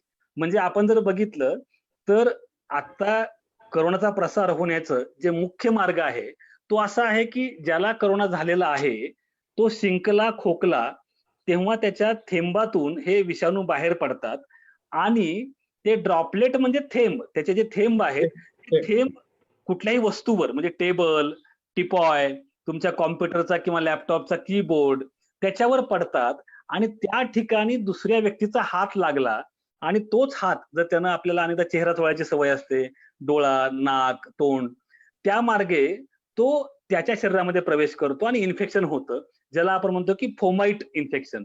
तर या पद्धतीनं तो पसरतो. आता साधी गोष्ट अशी आहे की तुम्ही एखाद्या ऑफिसमध्ये काम करता आहात किंवा एखाद्या कुठल्याही कार्यालयामध्ये काम करता आहात, तुम्ही ज्या कॉम्प्युटरवर बसलाय तुम्हाला माहित नाही की तासापूर्वी हा कॉम्प्युटर कोण चालवत होतं किंवा कोण ऑपरेट करत होतं. आणि समजा तो बाधित आहे आणि तो तिथं जाताना शिंकून किंवा खुकून गेलेला आहे आणि तुम्ही त्याच कीबोर्डला हात लावला, तर स्वाभाविकपणे प्रत्यक्षात तुम्ही त्या व्यक्तीच्या संपर्कात आलेले नाही आहात. परंतु त्याचे जे ड्रॉपलेट्स आहेत, त्याचे जे थेंब आहेत, त्याला तुमचा हात लागलेला आहे आणि म्हणून तुम्हाला इन्फेक्शन होऊ शकतं. हा त्यातला भाग आहे आणि म्हणून आपण काय सांगतो आहे, की तुम्ही तुमच्या हातांची स्वच्छता ही फार महत्वाची आहे. आणि त्याचबरोबर दुसरी महत्वाची जी गोष्ट आहे ती म्हणजे असे पृष्ठभाग, की ज्या पृष्ठभागांना ऑफिसमधल्या, घरामधल्या अनेकांचा हात लागायची शक्यता असते, ते पृष्ठभाग तुम्ही नियमितपणे स्वच्छ केले पाहिजेत. ओके. आणि हा सर मानव निर्मित आहे का असं म्हणता येईल काय? खूप त्याची चर्चा लोक आणि क्रांती हे काय आहे बेसिकली, की ज्याला आपण म्हणतो की आपल्याकडे जे आहे काही रहस्यमय स्टोरीज असतात, की हे चीननं मुद्दामच तयार केलेलं आहे. चीनला सगळ्या जगाची इकॉनॉमी जी आहे ती बरबाद करायची होती म्हणून ते काहीतरी मुद्दाम केलं किंवा त्यांना काहीतरी वेगळं करायचं होतं, पण तो प्रयोगशाळेतून चुकीच्या पद्धतीने बाहेर पडला. तर या सगळ्या आजच्या घडीला तरी कपोलकल्पित गोष्टी आहेत. त्याला कोणताही आधार नाही. करेक्ट आहे. सर एकाने तोपर्यंत तुम्ही नव्हता तोपर्यंत मी सुद्धा एका प्रश्नाचं उत्तर द्यायचा प्रयत्न केला, पण तुमच्याकडून ते ऐकायला आवडेल, की लोक असं विचारतायत की आता आपण याच्यामध्ये सगळे लोक सांगतात की नाही आपली प्रतिकार शक्ती महत्वाची. मग काय त्याच्यासाठी काय गोळ्या घ्यावेत, त्याच्यासाठी काय औषधं घ्यावेत, प्रतिकार शक्ती सर कशी वाढवायची? डॉक्टर क्रांती, मी नेहमी असं म्हणतो विनोदानं, की प्रतिकार शक्ती हे वर्षभर अभ्यास न करणाऱ्या विद्यार्थ्यानं उद्या पेपर आहे म्हटल्यानंतर आदल्या रात्री कुठल्या तरी नोट्स वाचून किंवा कुठली तरी गाईड वाचून परीक्षेमध्ये पास होण्याचा प्रकार जो असतो, तर तो प्रत्येक वेळी होतो असं नाही. तर त्याच्यामुळं मला असं वाटतं की प्रतिकार शक्ती ही नियमित अभ्यासासारखी नियमित आपल्या जीवनशैलीचा एक भाग आहे. म्हणजे ज्याचा आहार चांगला आहे, जो नियमितपणे व्यायाम करतो, ज्याला मानसिक आणि शारीरिक ताण जो घेत नाही, अशी सगळी जी मंडळी आहेत, तर या सगळ्या मंडळींची प्रतिकार शक्ती ही चांगली राहते. त्याच्यामुळं मुळामध्ये कुठल्या तरी एका विशिष्ट औषधामुळे ती वाढेल अशातला भाग नाही. परंतु जसं आपण पाहतो की व्हिटॅमिन सी असेल, व्हिटॅमिन डी असेल किंवा काही जी महत्वाची खनिजे आहेत, तर त्या खनिजांच्या माध्यमातून सुद्धा जसं झिंक आहे, मॅग्नेशियम आहे, तर ही सगळी खनिज आपली प्रतिकार शक्ती वाढवण्याकरता फायद्याची आहेत. आणि म्हणून आपल्या नेहमीच्या आहारामध्ये आपण चौरस आहार ज्याला म्हणतो, त्याच्यामध्ये या सगळ्या विटॅमिनचा, सगळ्या खनिजांचा अंतर्भाव होईल अशा पद्धतीचा आहार आपला असणं, आपला व्यायाम, बाकीच्या गोष्टी ज्या आहेत त्या नियमित आपल्या असणं, या गोष्टी मला असं वाटतं खूप गरजेच्या आहेत आपल्या प्रतिकार शक्तीकरता. सर आपण थोडं ड्रॉपलेट इन्फेक्शन बद्दल बोलता बोलता एक मुद्दा मला विचारायचा होता, तो राहून गेला. पण आता खूप आपण पण नियमावलीमध्ये सर असं सांगितलंय आणि मला वाटतं आपल्या राज्याने खूप पूर्वीच तो कायदा केला की मास्क हा वापरला पाहिजे. तर मास्क वापरणं सर काय सांगाल तुम्ही, किती महत्वाचं आहे? मास्क वापरणं हे गरजेचं आहे आता ट्रान्समिशनचा वेग पाहता. पण त्याच्यामध्ये फरक आपल्याला करता आला पाहिजे. एक महत्वाचा भाग जो आहे की जे सर्जिकल मास्क आहेत, ते केवळ डॉक्टरांच्या करता, हेल्थ वर्कर करता आणि जो इन्फेक्टेड आहे, पॉझिटिव्ह आहे, त्या रुग्णाकरता आणि त्या रुग्णाची काळजी घेणारे जे काही केअर टेकर्स आहेत त्यांच्याकरता फक्त सर्जिकल मास्क आहे. त्यामुळं तो सगळ्यांनी वापरायची गरज नाही. दुसरा भाग जो आहे की सर्वसामान्य माणसाने काय वापरावं, तर सर्वसामान्य माणसानं साधा कापडी मास्क वापरायचा की जो तुम्हाला धुवून परत वापरता येईल. त्याच्यामुळे it is just like a barrier. म्हणजे अनेकदा आपण पाहतो की रेस्पिरेटरी इटिकेट्स पाळणं, म्हणजे शिंकताना, खोकताना नाकातोंडावर रुमाल धरा असं जे आपण म्हणतो, ते अनेकदा शक्य होतं, शक्य होत नाही, अशा अनेक गोष्टी असतात. आणि त्याच्यामुळं विशेषतः तुम्ही जेव्हा गर्दीच्या ठिकाणी चाललेला आहात, जेव्हा लोकांची तिथं गर्दी आहे, मग तुमचा तो बस स्टॉप असेल किंवा मार्केट असेल, अशा ठिकाणी जाताना तुम्ही मास्क घाला. घरामध्ये तुम्ही जेव्हा एक दोघच लोक आहात वेगवेगळ्या खोलीमध्ये, तेव्हा तो बांधून बसायची गरज नाहीये. किंवा तुम्ही पार्कमध्ये आहात आणि पार्कमध्ये अवघे 8-10 लोक आहेत आणि अगदी लांब लांब बसलेले आहेत, तिथं तुम्हाला मास्कची गरज नाही. परंतु ज्या ठिकाणी गर्दी आहे, ज्या ठिकाणी कुणालाही सर्दी खोकला असलेला मनुष्य तुमच्या संपर्कामध्ये अनाहूतपणे येण्याची शक्यता आहे, त्या ठिकाणी तुमचा साधा कापडी मास्क जो आहे तो पुरेसा आहे. अच्छा सर, अजून एक म्हणतायत की किंवा आता हा चीन मधून निघाला व्हायरस, विषाणू, मग तो युरोपमध्ये, अमेरिकेमध्ये गेला, युरोपमध्ये गेला, असं प्रवास करत करत तो आपल्याकडे आला. तर काही प्रमाणात तो क्षीण झालाय, वीक झालाय, असं काही लोकांचं म्हणणं आहे. आपल्याला काय वाटतं? नाही, याच्यामध्ये एक गोष्ट खरी आहे की हा जो कोरोना व्हायरस आहे तर तो आरएनए प्रकारचा व्हायरस आहे. आणि आरएनए प्रकारचे जे व्हायरस आहेत, म्हणजे आपण सायंटिफिकली बोलायचं झालं तर त्यांच्या जनुकीय रचनेमध्ये इतर व्हायरसच्या तुलनेमध्ये खूप वेगाने बदल होतात, असा आजवरचा अनुभव आहे. म्हणजे स्वाईन फ्लू सुद्धा एक प्रकारचा आरएनए व्हायरस आहे. आणि आपण पाहतो की वर्षातून 2दा आपल्याला निश्चित करावं लागतं की सध्या आपल्या क्षेत्रामध्ये किंवा आपल्या भूभागात नक्की कोणता स्ट्रेन पसरतो आहे. तर त्याच पद्धतीनं कोरोना विषाणूच्या जनुकीय रचनेमध्ये काही सूक्ष्म बदल होत आहेत असं तज्ञ लोक म्हणतायत. परंतु आजच्या घडीला त्याच्यामध्ये लगेचच 5-6 महिन्यामध्ये खूप मोठे बदल झालेले आहेत किंवा भारतामधला जो विषाणू आहे तो तुलनेनं सौम्य स्वरूपाचा आहे. याला कुठलाही शास्त्रीय आधार नाहीये. मला म्हणायचं की जसं NIV पुणे आहे किंवा इतर कोणती जी लॅब आहे की जी जिनोम त्याचा जनुकीय रचना जी आहे ती डिकोड करते. त्यांनी कुणी अजून असं काही म्हटलेलं नाहीये. त्याच्यामुळं या शक्यता, चर्चा निश्चितपणे आहेत आणि जनुकीय रचनेमध्ये बदल होतो ही गोष्ट एवढीच खरी आहे. परंतु आजच्या घडीला भारतामध्ये जो विषाणू पसरतो आहे त्याच्या जनुकीय रचनेबद्दल अजून कुणीही अधिकारवाणीने हे सांगितलेलं नाही, ही गोष्ट खरी आहे. सर, अजून एक प्रश्न आला आहे की आता आपल्याकडे पाऊस आलाय आणि कदाचित मलेरियाचे, आता हा सीझन आहे त्याच्यामुळे मलेरियाचे वाढतील, त्याच्यामध्ये ताप येतो, कोविडमध्ये पण ताप येतो. मग आपण हे कसं याचं निदान करायचं आणि एवढ्या मोठ्या प्रमाणावरती क्वारंटाईन आपल्याला करता येईल का, किंवा त्यात तेवढ्या फॅसिलिटी म्हणजे त्याची आवश्यकता आहे का? म्हणजे कसं आता, म्हणजे हे डिफरन्शियल डायग्नोसिस मध्ये अजून एक आजार आला तर डॉक्टरांनी याचं निदान करण्याच्या पॉइंट ऑफ व्ह्यूने आपण कसं सामोरे जायचं याला? अगदी बरोबर आणि अत्यंत महत्वाचा प्रश्न आहे हा. आणि डॉक्टर क्रांती, आपण म्हणजे मेडिकल डॉक्टर म्हणून ही ओळख जाणतो की ताप हा सगळ्यात कॉमन सिम्पटम आहे आणि म्हणजे कुठल्याही आजाराचा, कुठल्याही इन्फेक्शनचा. आणि तापाचं निदान करणं ही सगळ्यात जास्त अवघड गोष्ट आहे, हेही आपल्याला माहित आहे. म्हणजे पहिल्या दिवशी तर अनेकदा हा ताप नक्की कशाचा आहे हे सांगणं म्हणजे कोणत्याही तज्ञाकरता सुद्धा अवघड असतं. त्याच्यामुळं ही जी गोष्ट आहे ती अत्यंत खरीच आहे. फक्त याच्यामध्ये एकच गोष्ट महत्वाची आहे, ती अशी की आता जे एकूण आपण कोरोनाच्या अनुषंगानं पाहतो आहोत, त्याच्यामध्ये 100 मधल्या जवळपास 80 लोकांच्या मध्ये लक्षणं अत्यंत सौम्य किंवा लक्षणच नाहीत, असं आपल्याला आढळतं आहे. हा क्रमांक 1 चा भाग. क्रमांक 2 जो आहे की सुरुवातीच्या काळात जरी ताप आपल्याला लगेच कळाला नाही, तरी प्रत्येक ताप किंवा प्रत्येक सर्दी खोकला म्हणजे कोरोना आहे म्हणून घाबरून जायची आपल्याला गरज नाही. हा दुसरा भाग. तिसरा भाग की तुम्ही सौम्य लक्षणं असताना सुद्धा घरातल्या घरात राहून स्वतःला वेगळं ठेवून हाताची स्वच्छता, रेस्पिरेटरी एटिकेट्स, मास्क हे सगळे वापरून स्वतःची आणि आपल्या कुटुंबियाची आणि शेजाऱ्यांची काळजी घेऊ शकता.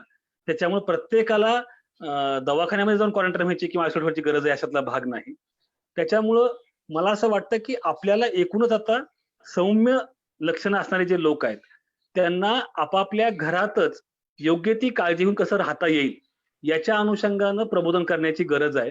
कारण की नाहक सगळ्यांनी रुग्णालयामध्ये जाऊन तिथला जो एक कार्यभार म्हणू किंवा लोड म्हणू तो वाढवण्याची खरोखरच आवश्यकता नाही.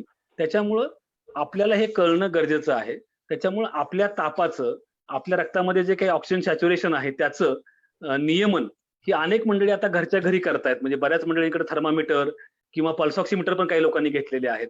त्याच्यामुळं जर तुमचं तापाचं प्रमाण आणि ऑक्सिजन सॅच्युरेशनचं प्रमाण हे योग्य प्रमाणामध्ये राहिलं असेल तर घाबरून न जाता तुम्ही वैद्यकीय सल्ल्यानुसार उपचार घरच्या घरी घेऊ शकता. सर, आता ना करोनाची तपासणी करण्याच्या संदर्भातली थोड्या अटी मला वाटतं शिथिल केल्या आहेत. आणि आत्ताच्या जी काही लेटेस्ट नियमावली त्यांनी सांगितलंय की तुम्हाला डॉक्टरांच्या प्रिस्क्रिप्शनच्या शिवाय पण ते करता येईल. समजा एखाद्याला ताप आला किंवा एखाद्याला लक्षणं आहेत असं वाटतंय, पण त्यांना तुम्ही काय सांगाल की कधी त्यांनी ती RT-PCR आपण जी तपासणी म्हणतो ती कधी करावी, त्यांनी म्हणजे कुठल्या दिवशी करावी? काही लोक म्हणतात पहिल्या दिवशी करा, काही लोक म्हणतात 5व्या दिवशी करा, काही लोक म्हणतात त्याने 7व्या दिवशी करा. तर असं काही किंवा व्हायरेमियाचा फेज जेव्हा सुरू होतो आपण, म्हणजे काय सांगाल असं? नाही, आपण असं साधारणपणे म्हणतो की जो कोणी व्यक्ती बाधित व्यक्तीच्या संपर्कामध्ये आलेला आहे आणि ज्याच्यामध्ये लक्षणं नाहीत, तर अशा व्यक्तींच्या करता ही तपासणी पहिल्या दिवशी करण्याच्या ऐवजी ती जर 5 ते 7व्या दिवसाच्या दरम्यान केली, तर ती अधिक अचूक येण्याची शक्यता असते. कारण की व्हायरस शरीरामध्ये जाऊन व्हायरसचं मल्टिप्लिकेशन होऊन तेवढ्या प्रमाणामध्ये व्हेरियॉन्स तयार होणं आणि ते आर-टी-पी-सी-आर मध्ये कॅच होण्याकरता 5वा तो 7वा दिवस जो आहे आणि हे कुणाकरता? ज्यांच्यामध्ये लक्षणं नाहीत अशा लोकांच्या करता तो योग्य काळ आहे. परंतु ज्यांच्यात लक्षणं आहेत, त्यांना त्याच दिवशी करायला काही हरकत नाही. म्हणजे लक्षणं आल्यानंतरच करावं खरं तर, है ना? अगदी अगदी अगदी बरोबर. म्हणजे व्हायरेमियानेशन. सर आता अजून एक निरीक्षण जे लोक आता करत आहेत की सुरुवातीचे 1.5-2 महिने आपण बघितलं, 2-2.5 महिने हा आता ना मेट्रोपॉलियन शहरांपुरता आता हा रोग होता. मग हळूहळू तो जरा इतर शहरांकडे गेला आणि आता कदाचित तो ग्रामीण भागांमध्ये सुद्धा पसरण्याची एक दाट शक्यता, अशा पद्धतीचं तो व्हायरस पसरतोय असं हे दिसतंय. तर ग्रामीण भागांमध्ये आपले जे प्रेक्षक असतील किंवा ग्रामीण भागांमध्ये आता लोकांनी तिथल्या आरोग्य यंत्रणा कशी सज्ज आहे आणि तिथल्या लोकांनी काय, आपण त्यांच्यासाठी काय सांगाल आता हा ग्रामीण भागामध्ये पसरतोय असं गृहीत धरून? नाही, निश्चितपणे आपल्याला म्हणजे लॉकडाऊन 5 जो आपला आहे तो एका अर्थानं मिशन बिगिन अगेन असं आपण त्याला म्हटलं होतं. त्याच्यामुळं लॉकडाऊनचे जे काही अटी होत्या त्याच्यामध्ये एक शैथिल्य आपण त्याच्यानंतर आणलं. त्याच्यामुळं शहरामधली जी मंडळी आहे ती गावी जाणं आणि जाण्याचं जे काही प्रमाण आहे ते थोडंसं वाढलं 5व्या लॉकडाऊनच्या फेजमध्ये.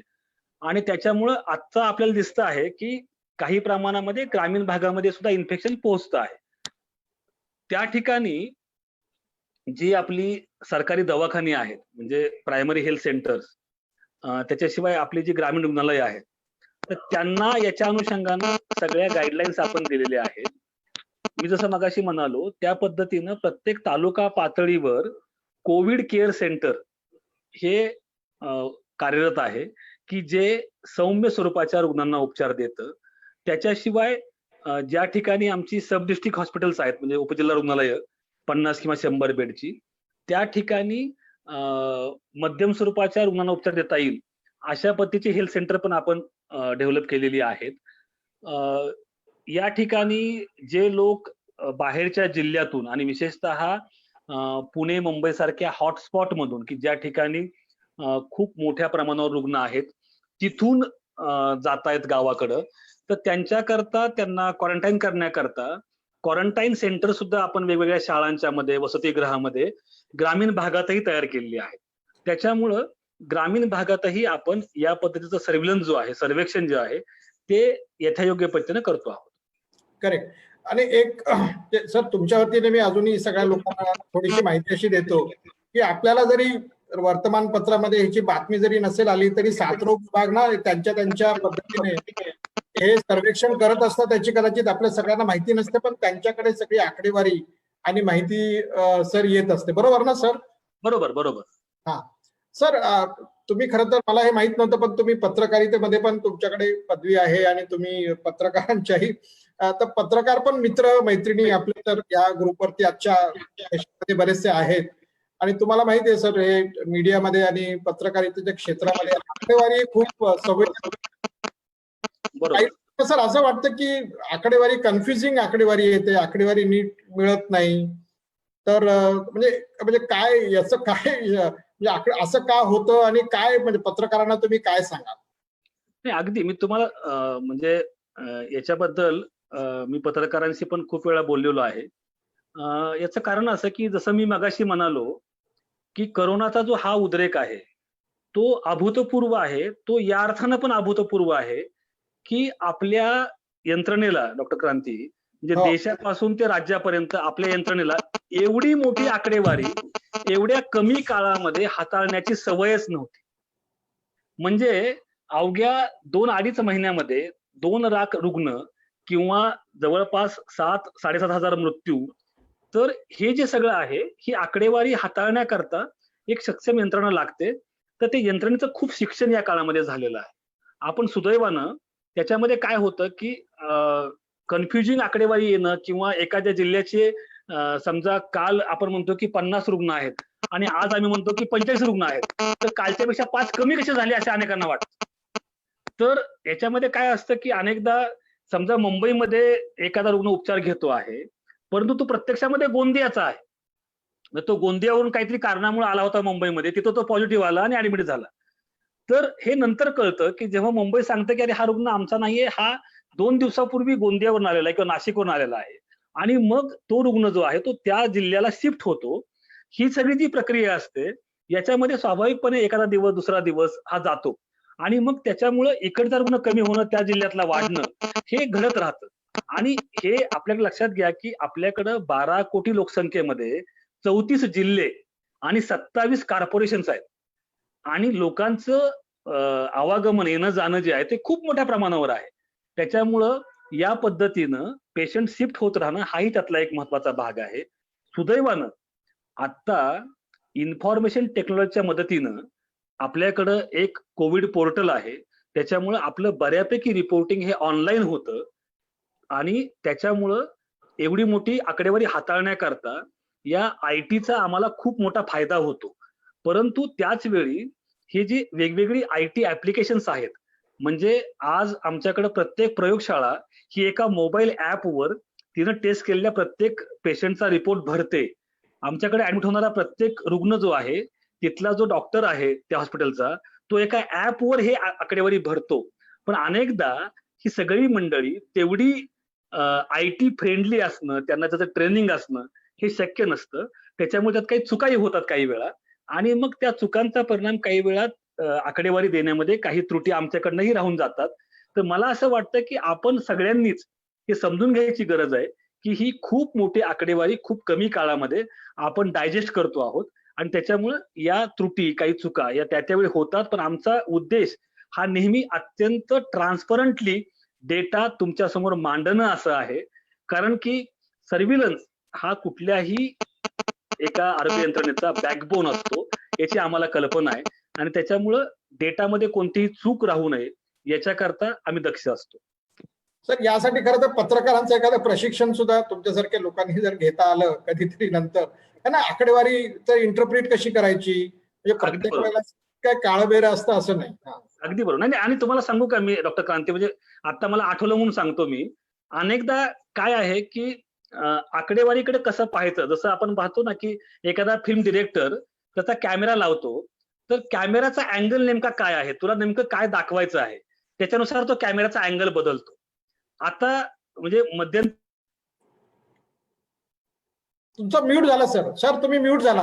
मी तुम्हाला सांगतोय हा.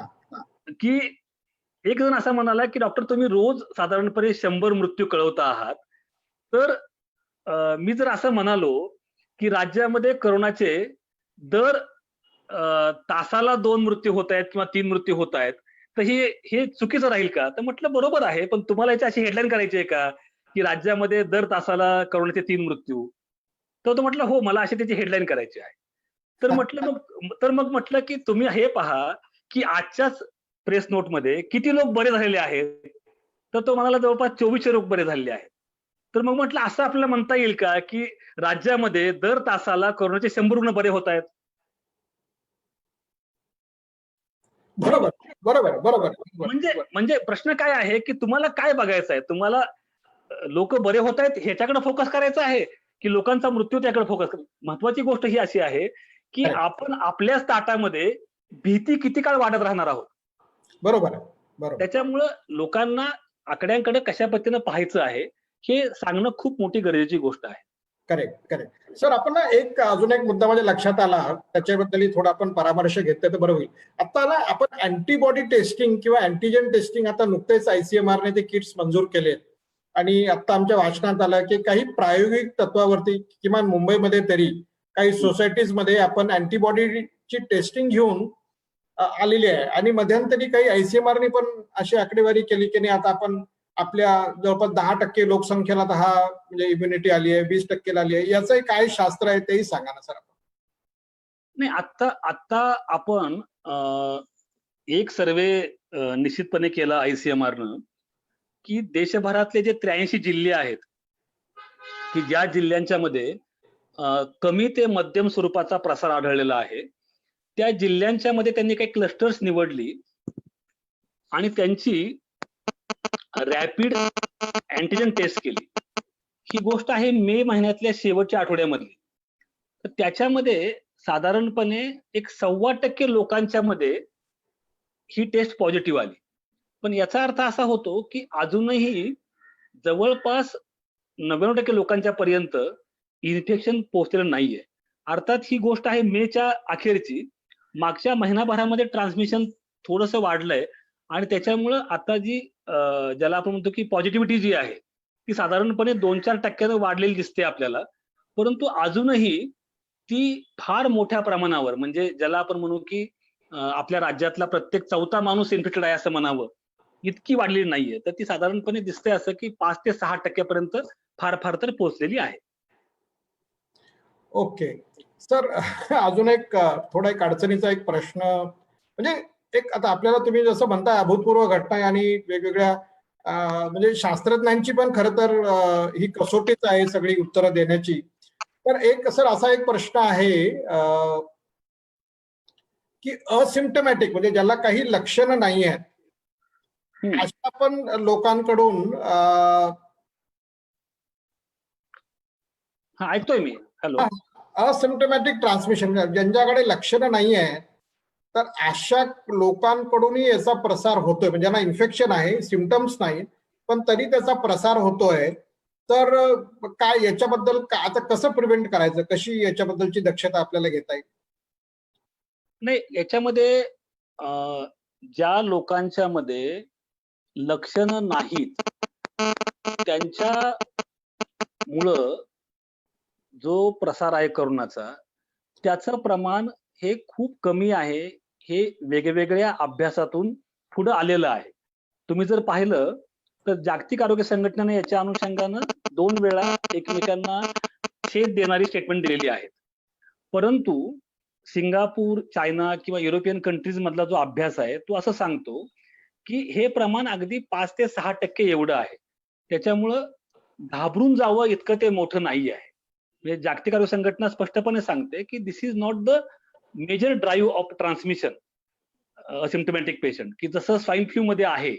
त्याच्यामुळं स्वाभाविकपणे जो रुग्ण शिंकत नाही, खोकत नाही, त्याच्या वाटे ड्रॉपलेट तयार होण्याची शक्यता कमी आहे.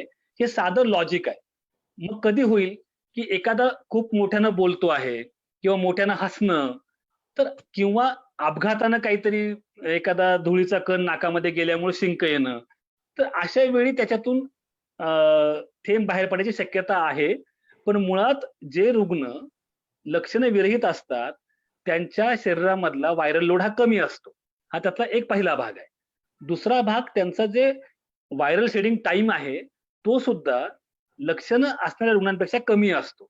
त्याच्यामुळं लक्षणं विरहित लोकांपासून इतरांना इन्फेक्शन होण्याची शक्यता जी आहे ती तुलनेनं कमी असते. हे आपण लक्षात घेणं गरजेचं आहे. आणि मास्क वापरलं तर सध्याचं प्रमाण म्हणजे नाहीच होईल. अगदीच बरोबर आहे. त्याच्यामुळं कुणी कसा जरी असला तर तुम्ही तुमचे जे काही प्रिव्हेंटिव्ह मेजर्स आहेत, मास्क वापरणं, हात स्वच्छ धुणं, तुमचे पृष्ठभाग व्यवस्थित स्वच्छ पुसून घेणं अधनं-मधनं, या ज्या गोष्टी आहेत या जर आपण नियमितपणे पाळत असू तर या सगळ्याचाच प्रतिबंध हा आपोआपच होऊन जातो. सर, सुरुवातीच्या काळामध्ये तुम्हालाही आठवत असेल आणि मला वाटतं आणि माध्यमांचा हे कायमचा आणि लोकांच्या मनामध्ये कायमचा हा चर्चेचा आणि कुतूहलचा विषय असायचा की आता कम्युनिटी ट्रान्समिशन मध्ये आपण गेलोत की नाही, कम्युनिटी ट्रान्समिशन किंवा स्टेज 3 मध्ये आता आपण पोहोचलोत की नाही, असा एक प्रश्न साधारणतः 1 महिन्यापूर्वी रोज विचारला जायचा. आणि मग काही लोक म्हणायचे की नाही नाही आता तो झालाय, मग लोक म्हणायचे नाही नाही अजून तर आमच्याकडे तसा काही पुरावा नाही. तर याचं काय गमक आहे, म्हणजे काय म्हणावं सर याच्या बाबतीमध्ये?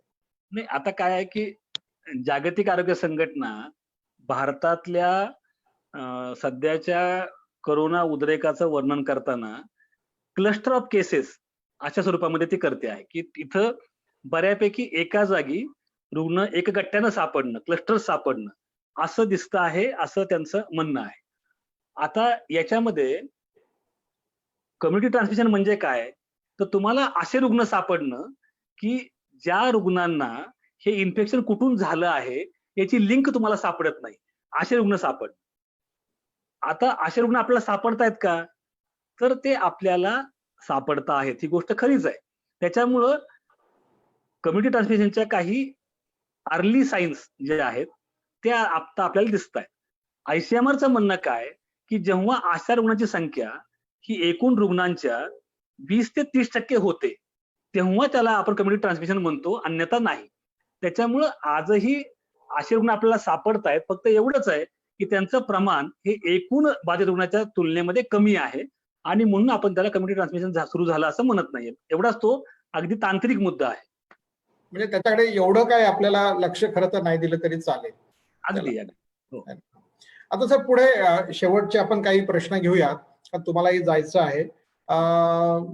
आता काय पुढे सर काय याचा म्हणजे साथ हा कधी आटोक्यात येईल असा मी प्रश्न विचारणार नाही, पण आपण आता हे किती दिवस ही खबरदारी करायची, अजून किती दिवस हे चालणार, असं प्रत्येकाच्या मनामधला सर हा प्रश्न आहे. तर काय आपण, मला माहिती आहे याचं उत्तर नाहीये काही, पण काय आपण त्यातल्या त्यात सांगू शकाल? तुम्ही म्यूट आहात सर. हा नाही, याच्यामध्ये हा प्रश्न अत्यंत महत्वाचा आहे आणि लोकांना याचं अत्यंत ठाम असं उत्तर पाहिजे आहे. याचं ठाम उत्तर कुणाकडेच नाही हे आपल्या सगळ्यांनाच माहित आहे. परंतु अनेकांचं असं मत आहे की साधारणपणे मान्सूनच्या मध्यानंतर याची साधारणपणे एक उतरंड सुरू होईल या सगळ्या गोष्टींची, म्हणजे रुग्णांची आणि सगळ्यांची. पण हे जे काही भाकीत आहे ते भाकीत कितपत सत्यामध्ये येईल हे आपल्याला आज माहित नाही. फक्त मला इथं एक उल्लेख करावासा वाटतो की न्यूयॉर्क टाइम्स मध्ये आलेलं एक जे आर्टिकल आहे याच्या अनुषंगानं की Wien this pandemic will end, की ही जी महामारी आहे किंवा ही जी सगळ्यात मोठा उद्रेक आहे हा कधी संपेल. तर त्यांनी त्याच्यामध्ये एक खूप छान उदाहरण किंवा मांडणी केलेली आहे. ती मला स्वतःला फार पटली आणि ती मी सगळीकडे सांगतोय की एक त्यांनी सांगितलं की कुठलंही पॅन्डेमिक किंवा महामारी संपण्याचे 2 मार्ग असतात. एक असतो की त्याचा वैद्यकीय शेवट. वैद्यकीय शेवट या अर्थानं की त्या विशिष्ट काळानंतर नवीन एकही रुग्ण न सापडणं, जे साथरोगामध्ये अशक्य असतं. तुम्ही आता जर पाहिलं तर 2009 मध्ये आपल्याकडे स्वाईन फ्लूचं पॅन्डेमिक आलं होतं. आजही आपल्याकडं स्वाईन फ्लूचे रुग्ण आपण नियमितपणे पाहतो आहोत. त्यामुळं ते संपलं असं नाही. तसंच हे सुद्धा करोना सुद्धा जो आहे तो तुरळक स्वरूपामध्ये आपल्याला आढळत राहील, हा त्यातला एक भाग. पण दुसरा जो मुद्दा त्यांनी मांडला तो मला फार आवडला की पॅन्डेमिक किंवा साथ संपण्याचा दुसरा जो मार्ग आहे तो म्हणजे त्याचा सामाजिक शेवट. म्हणजे काय की समाजानं त्याच्या मनातली जी भीती आहे त्या आजाराबद्दलची ती पूर्णपणे मावळणं आणि लोकांच्या मनामध्ये कोणतीही भीती जी आहे त्या आजाराबद्दलची ती मावळली की त्याचा सामाजिक शेवट होतो आणि मग ती जी जनता आहे किंवा तो जो जनसमूह आहे तो त्या आजारासोबत जगायला सिद्ध होतो. म्हणजे आपल्याला कल्पना असेल की 1918 मध्ये जी स्वाईन फ्लूची साथ जगभर पसरली आणि जिच्यामुळे पहिलं महायुद्ध पण थांबलं असं म्हटलं जातं, ज्याच्यामध्ये कोट्यावधी लोकांचा बळी गेला असं आकडेवारी सांगते, त्याच्याबद्दल बोलताना डॉक्टर ब्लू नावाचा जो अमेरिकेचा सर्जन जनरल आहे तो म्हणाला होता की ही जी साथ आहे ती कोणत्याही औषधानं किंवा लसीनं नव्हे तर लोकांच्या शहाणपणानं वागण्यामुळेच नाहीशी होणार आहे. मला असं वाटतं की आजच्या पण साथीचा शेवट हा तुमच्या माझ्या शहाणपणानं वागण्यातच दडलेला आहे आणि म्हणून आपण शहाणपणानं वागून हिच्याबद्दलची जी अनाठाई भीती आहे ती आपल्या मनातनं काढून टाकली तर मला असं वाटतं की करोनाच्या साथीचा सामाजिक शेवट हा आपल्या हातामध्ये आहे. Corona is now our new normal असं म्हणून आपल्याला या सगळ्यासोबत जगायची तयारी करण्याची गरज आहे. पण या शहाणपणाची एखादी लस आपल्याकडे नाहीये, हेही आपण मान्य करायला पाहिजे. हो बर. सर आपण सगळ्याच प्रश्नांची खरं तर उत्तर आपण दिली सांगोपांग आणि मला असं वाटतं की वेळोवेळी अशी जर आपण भेटत गेलो तर कदाचित वेगवेगळ्या टप्प्यावरती वेगवेगळं आपल्याला ज्ञान मिळेल. पण ओव्हरऑल सर आपण जाणता की महाराष्ट्राची आरोग्य व्यवस्था जी आहे किंवा आरोग्य विभाग जे आहे हे नावाजलेले विभाग आपल्या देशामध्ये आहे आणि तुम्ही त्याचं एक उदाहरण खरं दिलं आता की आपण 1-2 महिन्यामध्ये जे आपल्याकडे 2 प्रयोगशाळा होते ते जवळजवळ आपल्याकडे 100-125 प्रयोगशाळा आहेत. तर शेवटचा सर मी प्रश्न विचारतो आणि मग इथे आपण थांबूया. तो प्रश्न असा की सर ह्याच्यातून आपण तुम्ही आता एक खूप समर्पक हे सांगितलं, पण याच्यामध्ये आपण चांगल्या काय गोष्टी म्हणजे तुम्ही ह्या सगळ्या गोष्टी सांगत असताना आपण चॅलेंजेस काय येत आला खरं तर त्याच्यावर थोडंसं तुम्ही अडचणी तुम्हाला काय आल्या याचा थोडासा उल्लेख तुम्ही खरं तर केला नाही, त्याही थोडं तुम्ही उल्लेख करा. आणि चांगल्या पण गोष्टी ज्या तुमच्या हातून घडल्या, यंत्रणेने इतक्या कमी वेळामध्ये एवढं सगळं केलं, तुम्ही आयटीचं तुम्ही उदाहरण दिलं की एवढा डेटा सुद्धा केला. एक दोन हायलाइट्स की तुम्ही चांगल्या गोष्टी काय तुमच्या आपल्या विभागाने केल्या हेही आपल्याला सगळ्या प्रेक्षकांना आपल्याला कळायला हवं. तुम्हाला आव्हानं कुठली होती आणि कशी तुम्ही ती आव्हानं पूर्ण केली हेही तुम्ही जर थोडं आम्हाला सांगितलं तर बरं होईल. आणि तुम्हाला एक माणूस म्हणून आणि एक तुम्हाला एक संवेदनशील साहित्यिक कविमनाचा एक डॉक्टर म्हणून तुम्हाला वैयक्तिक तुम्हाला याच्यातून तुम्ही काय शिकलात आणि आम्हाला काय सांगाल?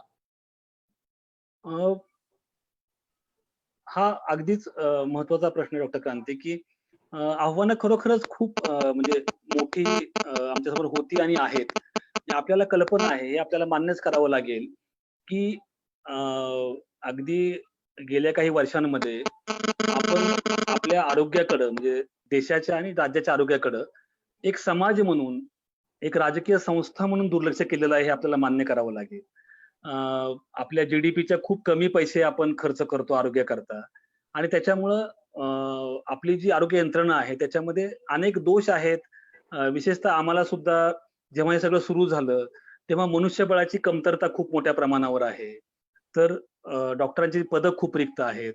दुसरी महत्वाची गोष्ट तुम्ही पाहिलंत, की मुख्यत्वे हा आजार जो आहे तो शहरामध्ये पसरताना दिसतो आपल्याला.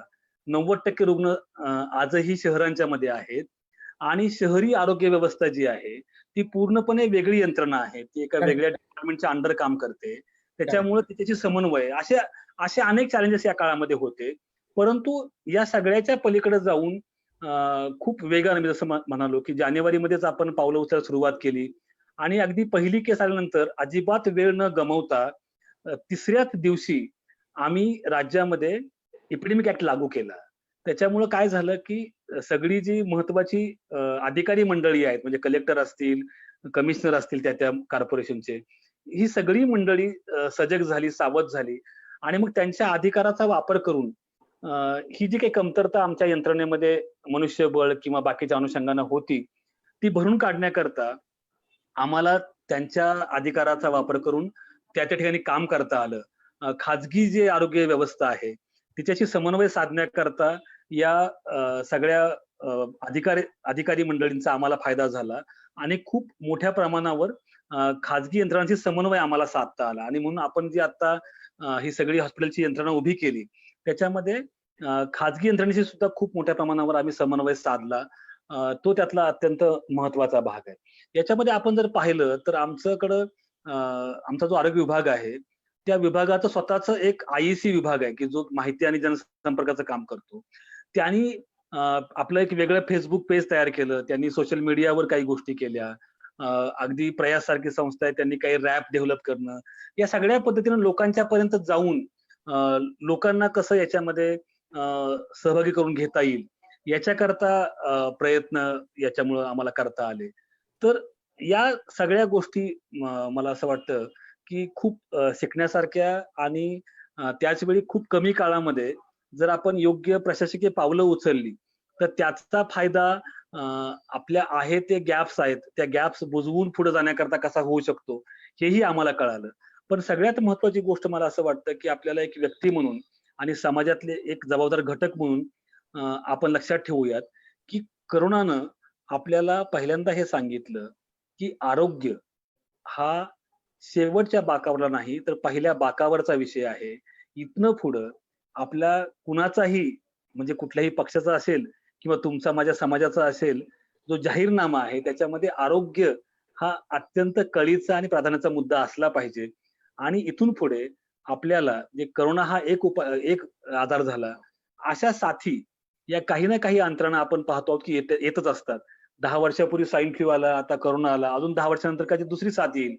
पण त्याची वाट न पाहता आपल्याला आपली आरोग्य यंत्रणा अधिक चांगल्या पद्धतीने सक्षम कशी करता येईल, मनुष्यबळ असेल, तिथली पायाभूत संसाधनं असतील, याच्या अनुषंगानं आपल्याला खूप काम करावं लागेल आणि तुमच्या माझ्यासारख्या लोकांना एकत्र येऊन याच्याकरता जे आपले नियोजनकर्ते आहेत त्यांच्यासाठी एक दबाव गट तयार करावा लागेल की जेणेकरून या सगळे बदल जे आहेत, जे करोनानं आपल्याला खूप मोठी किंमत घेऊन हे जे धडे शिकवलेले आहेत, हे धडे आपल्याला येत्या काळामध्ये गिरवावे लागतील.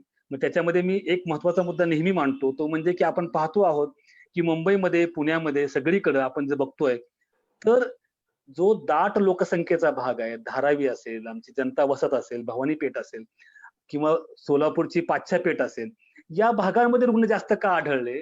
कारण की परवडणारी घरं हा एक अत्यंत महत्वाचा मुद्दा आहे. त्याच्यामुळे अनेक ज्याला आपण म्हणतो की आरोग्यबाह्य मुद्दे जे आहेत, ते खरं म्हणजे अत्यंत आरोग्याचे महत्वाचे निर्धारक असतात, डिटर्मिनंट्स असतात. त्याच्यामुळे आपल्याला इथून पुढे सर्वसामान्यांना परवडणारी घरं कशी देता येतील, तिथं मूलभूत सुविधा कशा पुरवता येतील, याचा सुद्धा विचार आरोग्याच्या अंगानं करण्याची गरज आहे.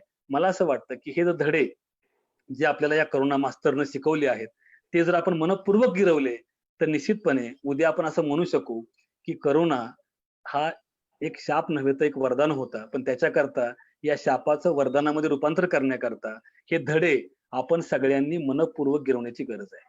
वाह! सर, या तुमच्या वाक्यातून आपण समारोप करूया. खरं तर संपर्क संस्था ही खरं तर ॲडव्होकसीमध्ये काम करणारी सर ही संस्था आहे. खरं तर हेच उद्देश घेऊन ही संस्था इतकी अनेक वर्ष काम करते आहे आणि त्याचाच भाग म्हणून एक नवी उमेद या एक चळवळ म्हणून आपण जिथे जिथे चांगलं होतंय, तुमच्यासारखे चांगले अधिकारी जे इतक्या तळमळीने काम करतायत, त्यांचं काम हे सगळ्यांच्या पुढे यावं अशी सतत प्रयत्न करणारी ही संस्था आणि ही चळवळ आहे. सर, तुम्ही वेळात वेळ काढून आमच्यासाठी आलात. आपण खूप दिवस प्रयत्न करत होतो, पण रविवारी का असेना आपली भेट झाली आणि आपली पुनर्भेट लवकरात लवकर हो आणि अशीच आपण पुन्हा एखादं सेशन हे संपता त्यावेळेला आपल्याला निश्चितपणे ठामपणे असं म्हणता येईल की नाही चला आता करोनाचं संपत आलं संकट असं आपल्याला म्हणायची वेळ येऊ. त्याच्यासाठी तुम्ही सर एवढा वेळ दिलात, पुन्हा एकदा मी तुमचे आभार मानतो आणि आपण आजचं इथलं सेशन संपूया एवढं मी करतो. Thank you so much. थँक्यू. मनःपूर्वक धन्यवाद. थँक्यू.